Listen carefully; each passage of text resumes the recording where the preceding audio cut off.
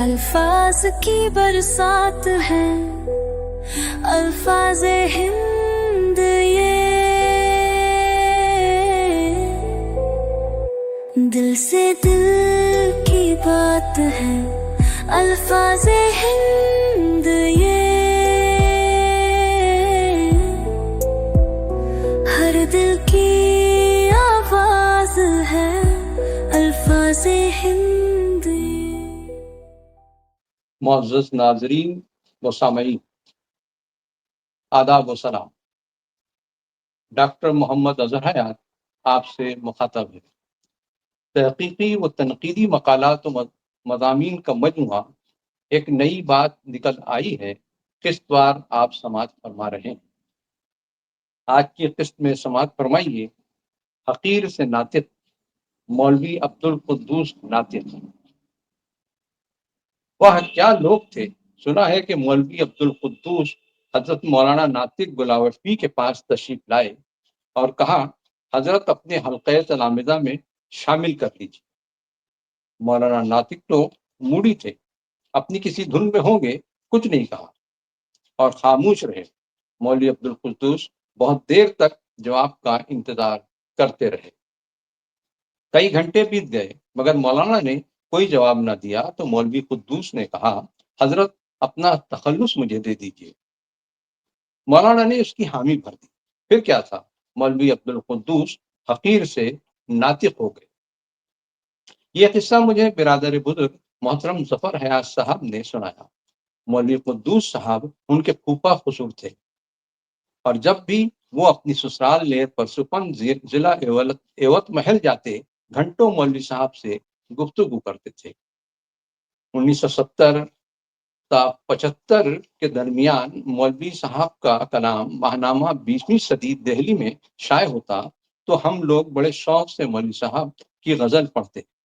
مجھے یاد ہے کہ ایک مرتبہ ایک غزل شائع ہوئی۔ والد بزرگوار ایک شعر کو بار بار پڑھ رہے تھے اور کہتے تھے واہ مولوی صاحب کیا خوب کہا ہے۔ شعر سماعت فرمائیے۔ ساقی کی چشم ناز کا کیا دیکھیے فسوں، جس پر نگاہ پڑ گئی سرشار ہو گیا۔ غالباً 1981 کی بات ہے۔ میں بھائی جان کی سسرال لیر پرسپن گیا۔ مولوی صاحب ایک علیحدہ کمرے میں آرام فرما رہے تھے، وہی آن بان اور شان جو عام طور پر زمینداروں کا درہ امتیاز ہوا کرتی ہیں، مولوی صاحب کی شخصیت میں نظر آئی۔ کر و فر اور وزاداری ان کے بشرے اور لباس سے نظر آ رہی تھی۔ سفید کرتا پاجامہ اور کرتے پر کالی جیکٹ زیبتن کیے مولوی صاحب کی شخصیت پروقار معلوم ہو رہی تھی۔ میں نے ان سے کلام سنانے کی فرمائش کی تو یہ کہہ کر ٹال دیا کہ ابھی عصر کی اذان ہو جائے گی، چلو پہلے نماز کی تیاری کر لیں۔ مولوی صاحب سے یہ میری پہلی اور آخری ملاقات تھی۔ اس کے بعد 14 جنوری 19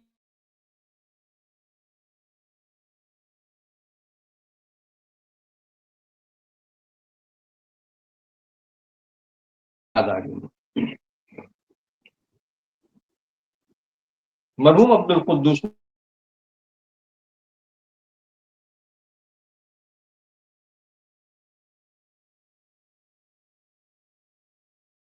آنے میں ہوئی۔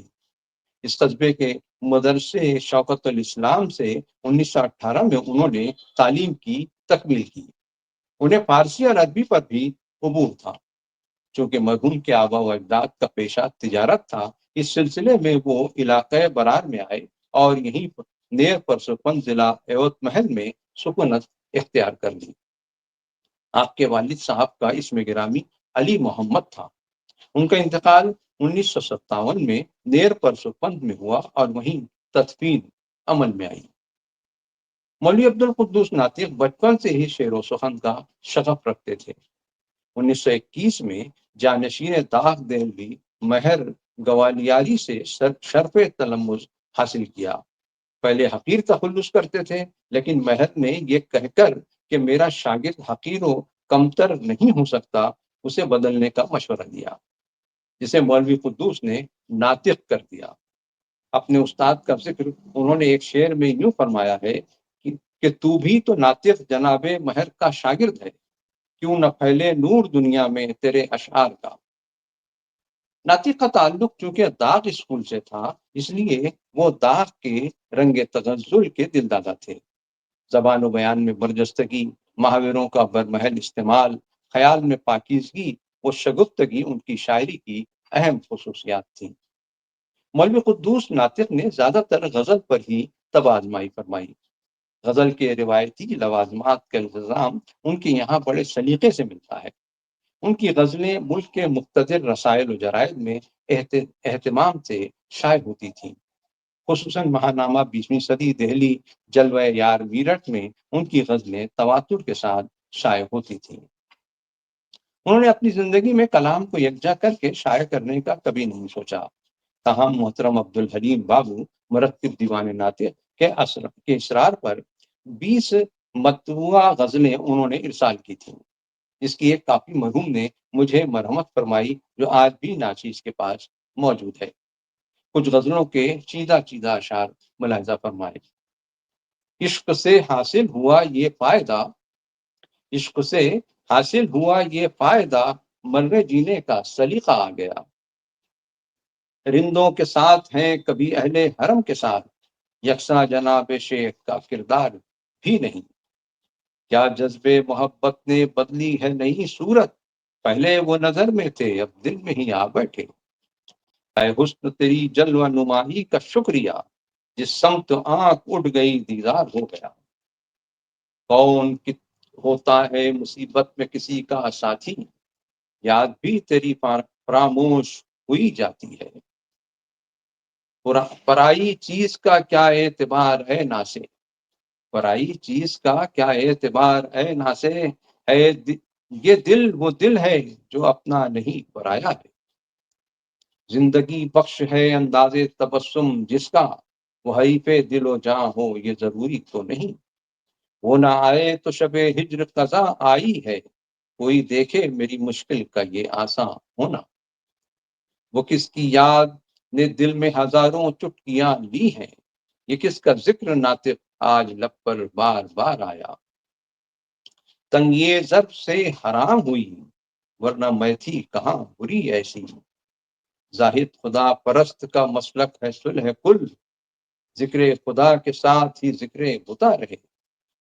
और आंखें हों तो क्या देखें उसे, देखने को चश्मे बीना चाहिए। लुत्फ देकर तूने सब कुछ दे दिया, और नातिक के लिए क्या चाहिए।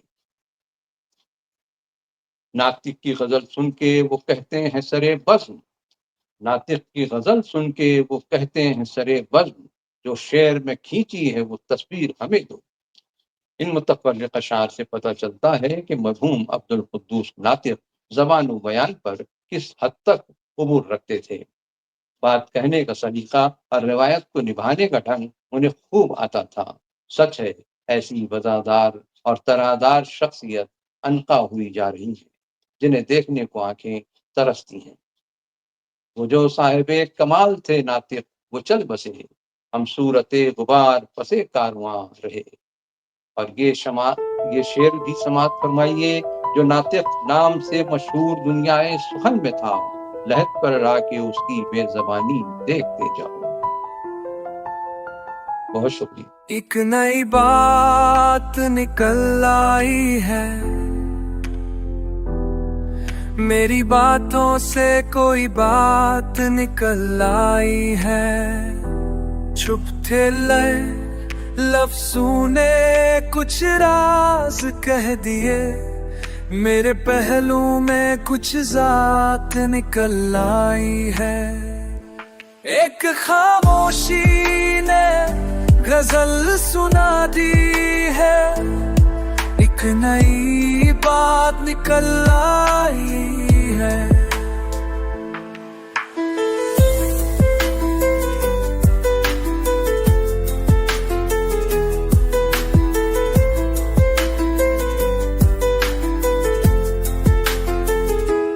चलते चलते कहीं रुक जाने को जी हुआ, तेरे साए में घर बनाने को जी हुआ। बेवजह सी हंसी तेरी दिल को भा गई, जैसे तन्हाई से मुलाकात निकल आई है, धड़कनों में तेरी सौगात समा दी है, एक नई बात निकल आई है।